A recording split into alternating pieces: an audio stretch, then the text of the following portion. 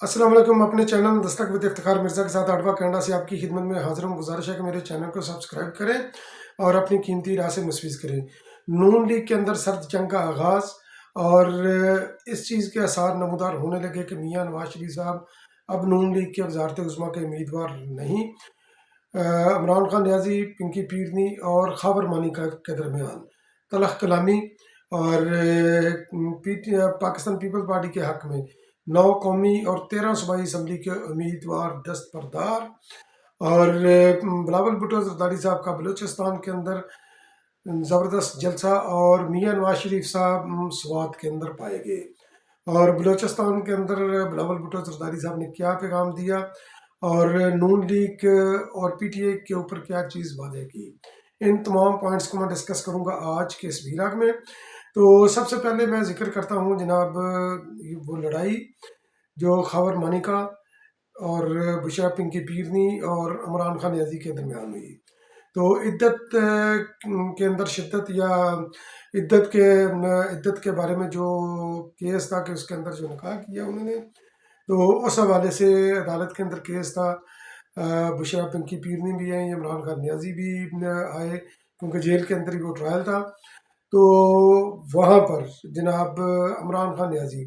जिस तरह उन्होंने अब ये वतीरा अपना रखा है कि जो भी गवाह उनके खिलाफ आता है उसको वो कहते हैं कि जनाब आप कुरान पाक पर हलफ देकर ये बात करें कि जो आप कह रहे हैं सच कह रहे हैं। तो अदालत ने फिर इसके ऊपर इमरान खान न्याजी साहब को बताया कि अगर ये गवाह जिसके ये जिसको आप कह रहे हैं कि जनाब आप कुरान पाक के ऊपर आकर हलफ दें, खबर मनिका को उन्होंने बेसिकली बुनियादी तौर पर उन्होंने बोला था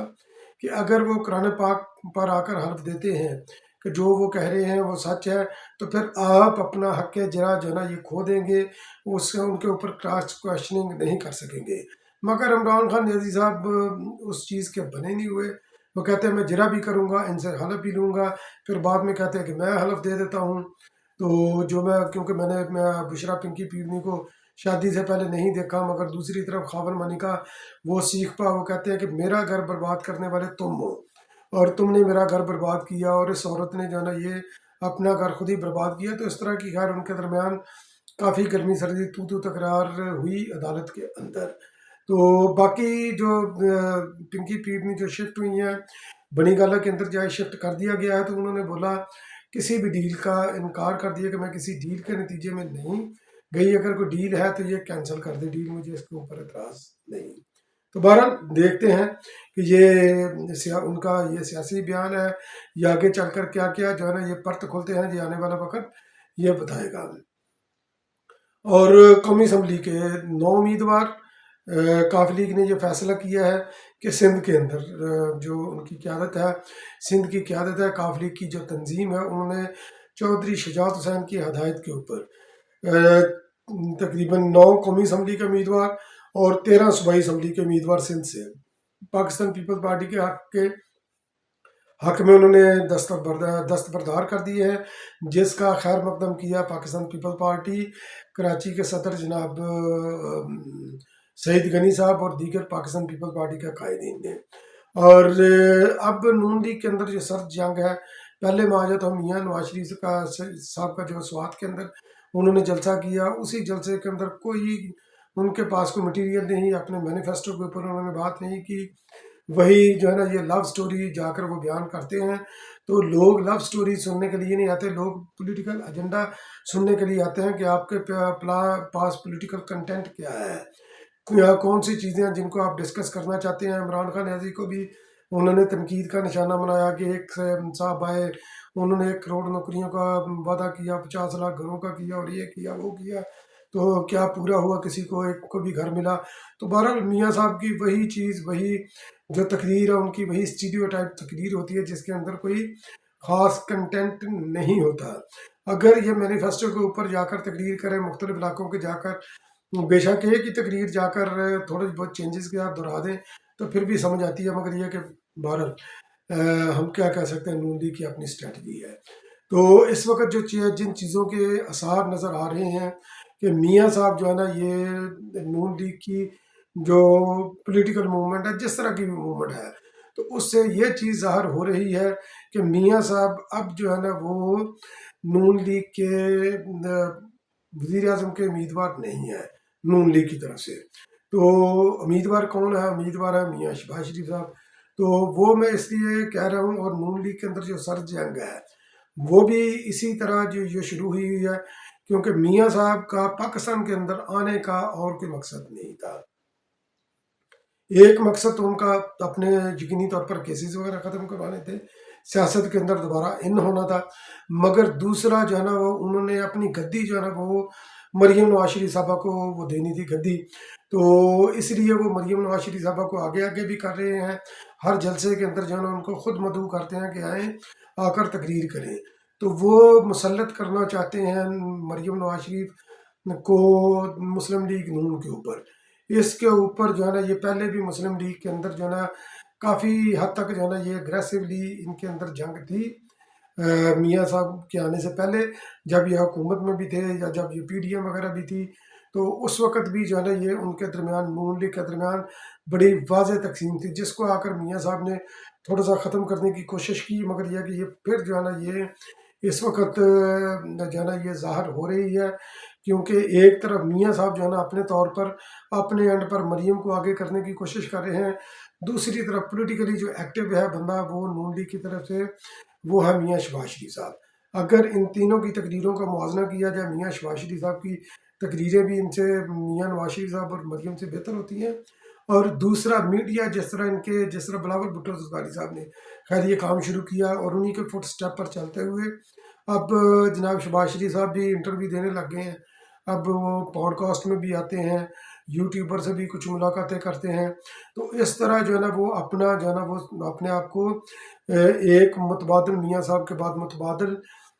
قائد کے طور پر جو مستحق ہے نون لیگ کی قیادت کا، اس کے طور پر پیش کر رہے ہیں، اور وہ پیش کر رہے ہیں اپنے آپ کو وزیر اعظم کے طور پر بھی، چونکہ میاں صاحب کا بھی ذہن انتقامی ہے، مریم صاحبہ بھی انتقامی ہے، جبکہ شہباز شریف جو ہے نا یہ جی حضوری والے بندے ہیں اور ان کو بھی بڑے پسند ہے، تو جو کہ حکومتیں بناتے بھی ہیں گراتے بھی ہیں، اور جس طرح وہ کہیں گے وہ اسی طرح کرنے والے وہ بندے ہیں۔ اب آ جاتا ہوں بلاول بھٹو زرداری صاحب کی طرف۔ تو بلاول بھٹو زرداری صاحب نے خضدار کے اندر بلوچستان کے اندر جلسہ کیا، بھرپور جلسہ کیا،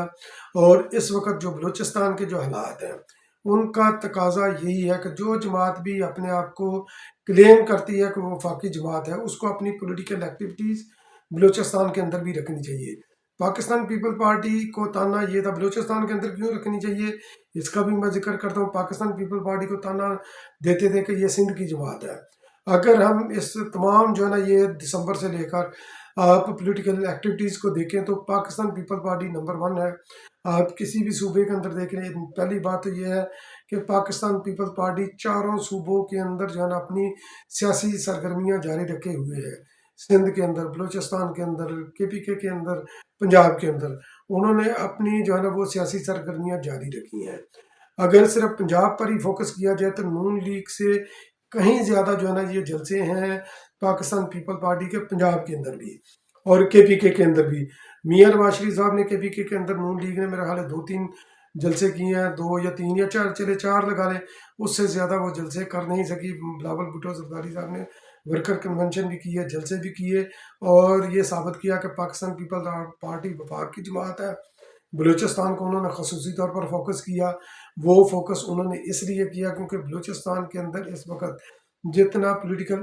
انریسٹ ہے اور علیحدگی پسندی جتنا یہ سرگرم ہے، ہتھیار انہوں نے اٹھائے ہوئے ہیں کسی اور جگہ پر نہیں، تو اس وقت یہ ضرورت ہے کہ بلوچستان کی سیاست کو قومی دائرے کے اندر لے کر آیا جائے۔ وہاں پر بھی جماعتیں ہیں، مگر وہ جماعتیں جو ہے نا وہ علاقائی جماعتیں ہیں، علاقائی جماعتیں قومی جماعتوں کا وفاقی جماعتوں کا نیبل بدل نہیں ہوتی، تو جتنی بھی وفاقی جماعتیں ہیں اپنے آپ کو کلیم کرتی ہیں، ان کو بلوچستان کے اوپر توجہ دینی چاہیے، بلوچستان کے عوام کو یہ میسج دینا چاہیے کہ ہم آپ کے ساتھ کھڑے ہیں، ہمارے پاس پاکستان کے پاس، کیونکہ وہ پاکستان کو وفاق کو ریپریزنٹ کرتے ہیں، کہ ان کے پاس ان کے لیے بہترین فارمولہ ہے۔ تو بلاول بھٹو زرداری پاکستان پیپلز پارٹی اس سلسلے میں اپنی ذمہ داریاں پوری کر رہی ہے۔ پی ٹی آئی بھی نہیں جلسہ کر رہی، وہ تو خیر جماعت ہی نہیں ہے اس وقت، नून लीग तो बिल्कुल ही जो है ना वो बलूचिस्तान को उन्होंने रुख ही नहीं किया। तो बिलावल भुट्टो जरदारी साहब ने वहाँ पर खड़े होकर कुछ खुले पैगाम दिए। एक तो उन्होंने नून लीग और पीटीआई को पैगाम दिया कि अगर उन्होंने 90 की दहाई की सियासत करनी है तो मैं उनको कभी भी किसी भी सूरत में मैं उनको इंडोर्स नहीं करूँगा,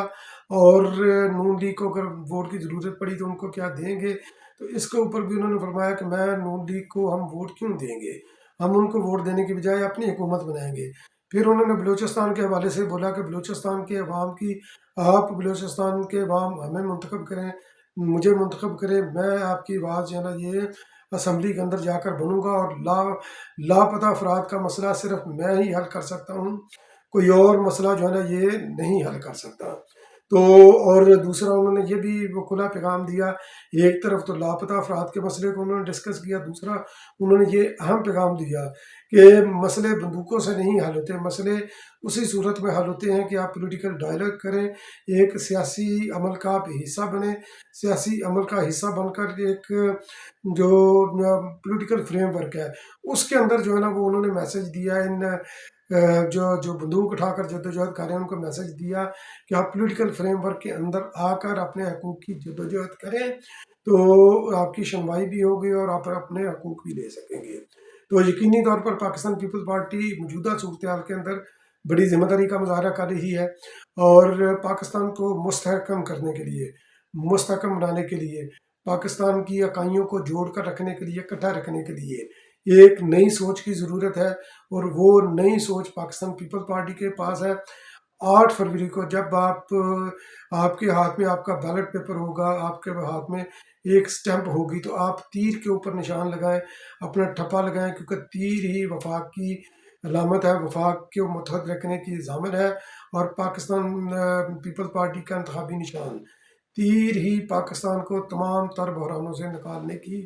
ताकत सलाहियत रखता है, और उसके पास एक मुकम्मल जामे प्रोग्राम है। तो चुने 8 फरवरी को नई सोच को।